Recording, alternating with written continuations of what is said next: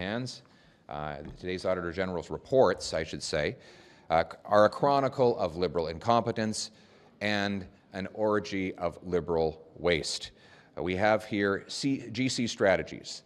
The company the Liberals gave over 100 separate contracts from 31 different departments, which is under RCMP investigation. The contracts were for IT, even though GC Strategies does not actually do IT work. We all remember this is the same contractor that did the unnecessary and useless COVID app that was way over budget and could have been completed for a fraction of the cost. We now know that in other contracts, the government overpaid. They often didn't even check what the market rate was for the services that they were buying. Quote, actions of the federal government frequently did not demonstrate value for money.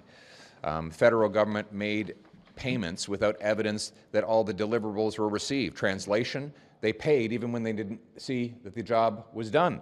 So 46% of the contracts examined, there was no evidence that the work was completed, and yet the government paid for it.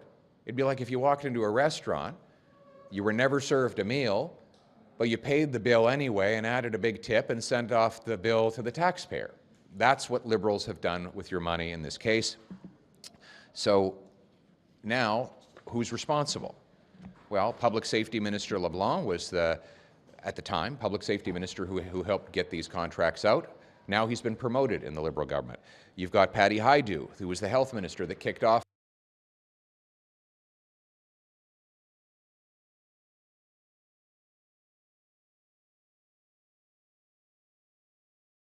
the ArriveCan app. She as well has been promoted. And then you've got F-35s, Liberal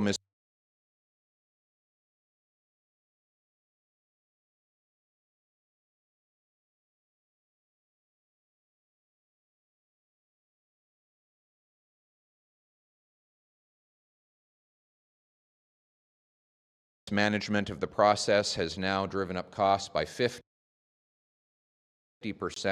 or $9 billion. The infrastructure delays are going to mean we need 2 fighter squadrons slated for completion in 2031, more than 3 years late, forcing extra spending on interim facilities. They haven't recruited enough pilots to fill the gap. They've got weak project management, risk management, and coordination plans remain incomplete and slow. And the bottom line is that rising costs, construction delays, staffing gaps, weak oversight threaten the ongoing introduction of the fighter jets. And who was responsible for that? Well, Anita Anand was one of the defense ministers who helped bring about this boondoggle. She has been promoted in this government.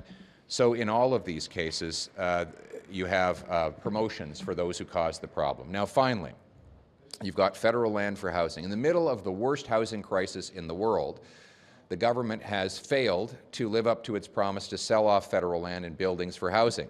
They said in 2017 half of their buildings and land were underused or vacant, and yet only 2% of it has been disposed of for homes. They've built only 309 homes, 90% short of the 4,000 they promised. It takes them 8 years to sell a property. 8 years. You've got $3.9 billion we could be bringing in over the next decade if we sold off these buildings and avoided having the operational costs of them. And the fact that they've missed these targets means that there are countless young people who can't afford homes, single mothers who pay higher rent, seniors choosing between eating and heating because the cost of housing is out of control. Again, the housing minister who caused this disaster has now been promoted to Liberal Minister of Justice. So it is the same Liberal ministers, the same Liberal gang, making the same Liberal mistakes that cost Canadians a fortune.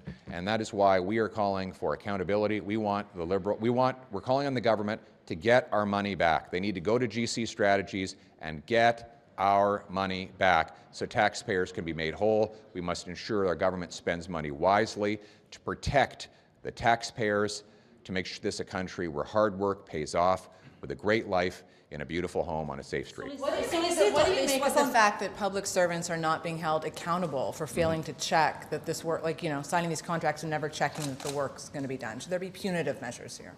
Well, yes. I mean, anybody who did that should be fired, but the politicians should be held accountable as well. I mean, I just finished listing all of the Liberal ministers that were in charge of these various departments that went ahead and spent this money even though it was unnecessary. I mean, look at Patty Hajdu. We said that the ArriveCan app was unnecessary, and they went ahead and used it anyway. We didn't need it. It didn't do any good, and it cost a fortune. Why was she not held accountable instead of promoted by Mark Carney? Why was Dominic LeBlanc, who was the public safety minister, not held accountable? Why was Sean Fraser promoted after he made these mistakes? This Liberal government is in a habit of promoting politicians who waste people's money and screw up people's lives.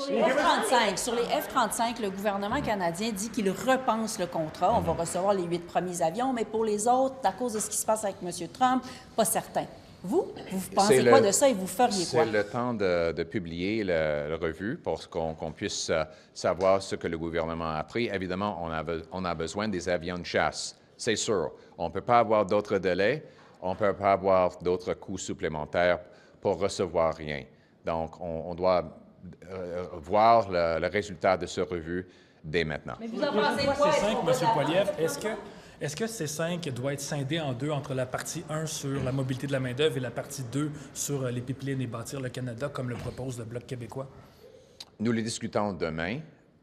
Ce qu'on voit qu'avec la mobilité de main-d'œuvre et de produits à travers le Canada, c'est vraiment pas un projet de loi signifiant. Il n'y a presque aucun projet ni travailleur qui sera touché par ça. Donc, cet aspect de la loi ne fait presque rien. En ce qui concerne le reste, nous allons le discuter demain au caucus. With the conservative support spending 5% of GDP on defense spending, that's going to be the new target for NATO. What's that? I didn't hear you. With the conservative support spending 5% of GDP on defense I don't know any of our allies that are spending that sum right now. I'm aware of promises being made, but I mean, the Americans, I think, are at 3.4. That's actually down from 3.6 because of the DOGE process they brought in. But we want more money for defense. We want to rebuild our armed forces. The other thing we want to focus on is value for money. So let me give you, here we have the report on the fighter jets. There we go. Oh, you got a second one, just in case. Just in case I want to read it twice, he's got a second copy. But here you are with this report. If you have another 10 or 15 boondoggles like this, you can probably hit the 5%. So the question we have to ask ourselves, is the goal to push out as much money as possible, or is the goal to have the best equipped, the best trained, and the best quality of life for our military? And I think it's the latter. Sur les F-35, est-ce qu'on les abandonne? Vous n'avez pas répondu. Est-ce qu'on abandonne les F-35? This is the former chair, and he deserves some credit for bringing this to light. Look, I'll just say I'm looking forward to the committee sitting as soon as possible once it's reconstituted later this week. As you know, we brought to light a lot of the findings around ArriveCan. I think the committee work resulted in the government promising to get money back. We want to see how they've done on that. Similarly, I think it initiated a number of the police investigations. We'd like updates on that. We have more work to do on the Green Slush Fund, and today's reports from the Auditor give us more work to do going ahead as well. And odds had our Treasury Board critic as well, Stephanie Kuzi. Thank you. The Auditor General made it very clear that the rules are clear, and yet the Liberals seem to be incapable of following the rules and enforcing the rules. Likewise, this House passed a motion whereby we agreed that we should get the money back, and yet we have yet to see assent from GC Strategies. When are we going to get our money back? When are Canadians going to get their money back? These are questions we still need answers to from this Liberal government. What do you make of the border? What do you make of the border security? What do you make of the border? One thing I should say, she's absolutely right. We need to get the money back for taxpayers. What do you make of the border security bill that was tabled last week, Bill C2? You haven't offered your views on it. Can you give us? Well, we support a stronger border. We want severe limits on population growth to reverse the damage the Liberals did to our system. The population has been growing out of control. Our borders have been left wide open. This has caused the free flow of drugs, human trafficking, illegal migration, and much worse. And that is why we want a stronger border.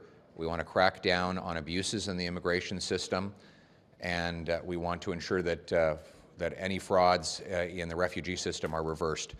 Those are the things we're looking at, but we're also going to study the bill carefully to make sure that, long-standing Canadians who are following the law are not having their rights and freedoms violated. Thank you. Severe limitation of population. What do you mean by that?